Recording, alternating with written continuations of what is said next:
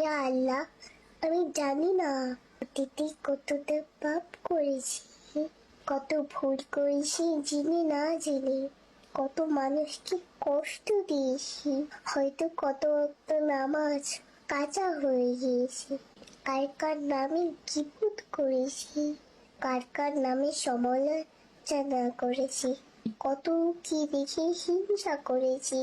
আস্তাগফিরুল্লাহ। ইয়া আল্লাহ, আপনি এখন আমাকে এমন ভাবে তৈরি করুন যাতে এই সব থেকে আস্তে আস্তে মুক্তি পেতে থাকি।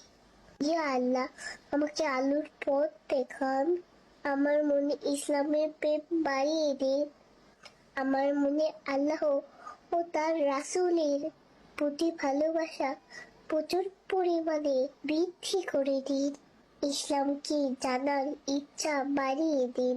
ইয়া আল্লাহ, কোনো বিপদ আসার আগেই আমাকে তা থেকে রক্ষা করুন। আল্লাহ আমাকে বদনজর থেকে রক্ষা করুন। আল্লাহ আল্লাহ আমাকে পাপ থেকে দূরে থাকার তৌফিক দান করুন। ইয়া আল্লাহ, আমার ঈমান বৃদ্ধি করে দিন। আল্লাহ, আমার মনকে নরম করে দিন।